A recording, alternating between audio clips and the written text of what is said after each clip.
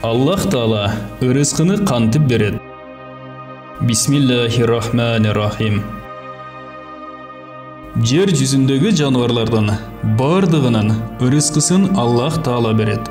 Аллах Таала ал жаныбарлардын кайсыл жерде жайгашканын жана жашоодон мурда кайсыл жерде сакталып турганын да билет. Булардын бардыгы Лафул Махфузда ачык жазылган. Шайх устаз имам Ахмад айтат: Пайгамбар саллаллаху алейхи ва саллям бир аялына үйлөнгөндө үйүнө көчүрүп келип тойчук берди. Тамак аз болгондуктан жана суюк болгондуктан тойго келген адамдар тамакты жалап ичишип, ал жөнүндө өз араларында сөз кылышат. Пайгамбар саллаллаху алейхи ва саллям намаз окуп жатат эле. Намаздан бошоп келип, силер эмне жөнүндө сөз кылып жатасыңар дейт. Алар ырызкы жөнүндө сөз кылып жатабыз дегенде, Аллахтын элчиси Расулуллах саллаллаху алейхи ва саллям айтат: Мен силерге Жабраил алейхиссаламдын мага айтып берген бир хикаясын айтып берейин деп. Ал айтты: Сулайман алейхиссалам деңиздин жээгинде намаз окуп жатып, бир кумурсканы көрөт. Ал оозунда бир жашыл жалбыракты тиштеп, аны деңиздин жээгине алып келет. Ошол учурда бир курбака деңизден чыгып, кумурсканы үстүнө көтөрүп, кайра деңизге кирип кетет. Бир аз убакыт өткөндөн кийин кумурска суунун бетине чыгып, кургактыкка чыгат. Сулайман алейхиссалам кумурсканы чакырып, жасаган иштериңден кабар берчи дейт. Кумурска айтат: Ушул деңиздин астында бир тоголок ак таш бар. Ал таштын ичинде бир курт бар. Аллах Таала анын ырызкысын мага тапшырган. Ар күнү Аллах Тааланын ага берген ырызкысын эки жолу көтөрүп алып барып берем. Мага жардамчы кылып, бул деңизде бир периштени курбака сүрөтүндө жаратып койгон. Ал курбака деңизден чыгып, мени көтөрүп, деңиздин астына кирип, ошол ак таштын алдына койгондо, таш жарылып, бир курт чыгат. Мен алып барган жалбыракты ага жедирем. Кайра ташка кирип, таш бекилип калат. Курбака мени кайра көтөрүп, суунун үстүнө чыгарып коет. Ал курт өз ырызкысын жегенден кийин Аллахка шүгүрчүлүк келтирип, ушул сөздөрдү айтат: Мени жараткан жаратуучума алкыштар болсун. Деңиздин астында болсом да эстен чыгарбай ырызкы берүүдө. Ошондой болгондон соң сүйүктүү пайгамбарынын үммөттөрүнүн эсинен чыгарат беле дейт.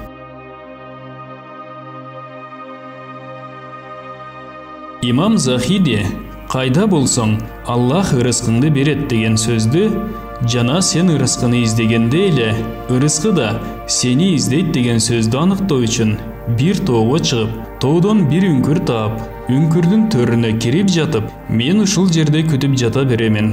Аллахым ырызкымды жөнөткөнчө деп, ошол күнү эртеси жамгыр жаап, бир кербен талаадан бара жатып, жамгырдан качып, тоонун астына келип, ошол үңкүргө киришет.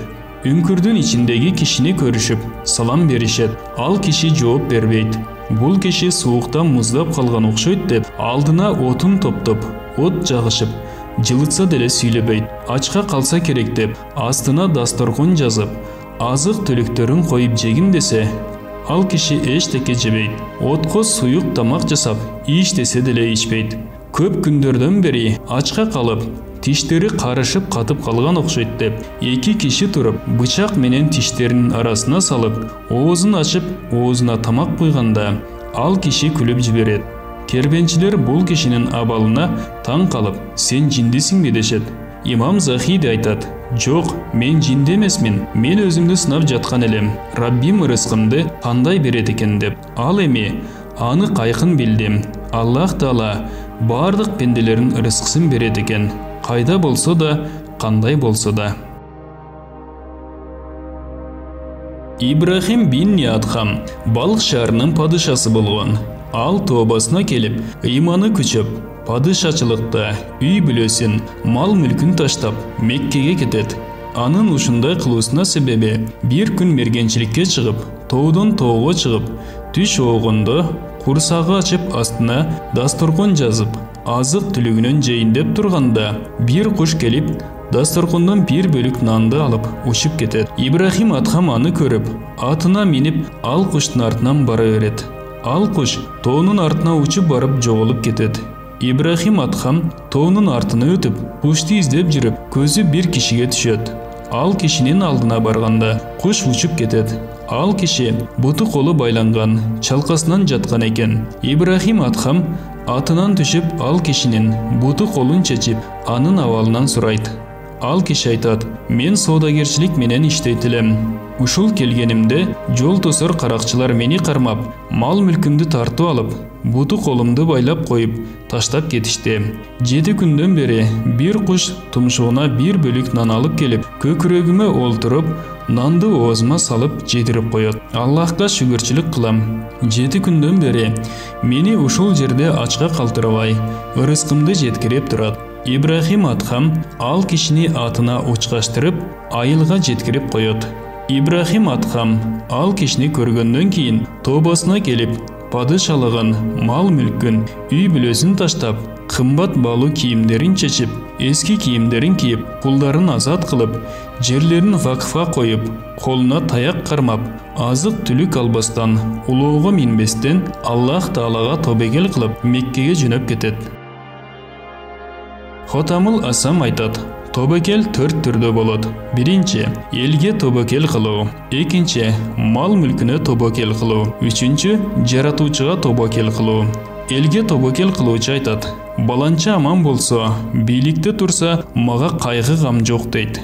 Мал мүлкүнө тобокел кылуучу айтат: менин мал мүлкүм бар, бардык кыйынчылыктан чыгып кетем дейт. Өзүнө тобокел кылуучу айтат: менин ден соолугум бар, эч кандай кыйынчылык, зыян жеткире албайт дейт. Жаратуучуга тобокел кылуучу айтат: мен баймынбы, кедейминби, соомунбу, оорулуумунбу, менин Раббим бар, анын каалаганындай болот дейт. Ушул чыныгы тобокел болуп эсептелет. Бул баян шарият жана тарикаттан терилген берметтер китебинен алынды. Урматтуу мусулман бир туугандар, ар дайым Аллахка тобокел кылууну үйрөнөлү. Биздин каналга катталып кетиңиздер.